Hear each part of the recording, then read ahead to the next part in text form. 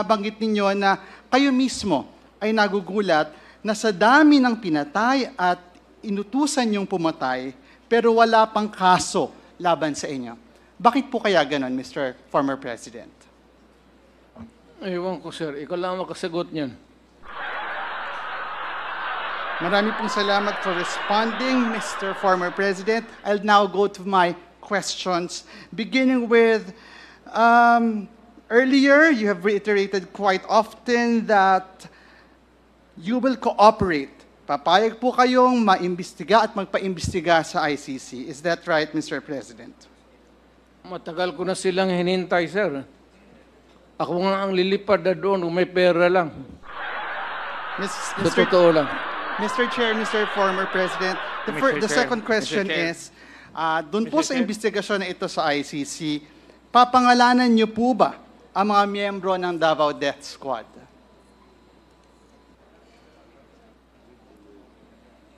Former President, yes? Ako yun, sir. Yes.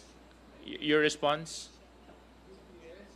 Can you turn the mic on, please? Thank you. DDS? Sila naman nagawa ng Davao Death Squad. DDS means Davao Development System. That's the correct term. You are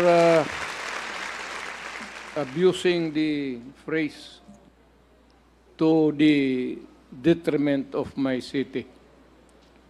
Wala na tuloy pumupunta doon. Still on the issue, Mr. Chair, willing po ba kayo na doon sa investigasyon na yon sa ICC na pangalanan ang mga biktima ng pagpatay sa Davao ng DDS, however you call it, simula nung kayo ay mayor, hanggang sa kayo po ay maging presidente? Hindi ako gumagawa ng listahan, sir, kung sino ang namatay. You have to go to the register of what's it? Civil registrar. At maybe sa police. Wag ho sa akin, hindi ako bookkeeper para sa namatay ng mga tao. Next question, Mr. Chair, Mr. Former President, willing po ba kayo na doon sa investigation na yon magsalita tungkol sa paggamit nyo sa PNP bilang inyong death squad through the reward system?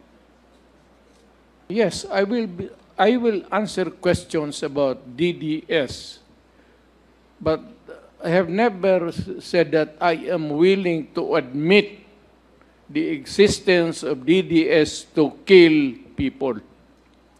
In that investigation, Mr. Chair, Mr. Former President of the ICC, willing po ba kayong banggitin kung sino-sino ang nasa drug war at a drug war watch list ng Malacanang at ng police? Magalit pa ako, sir, kung hindi nila gamitin. Totoo lang. I would be totally disappointed kung hindi nila gamitin yung listahan kung nasaan yan.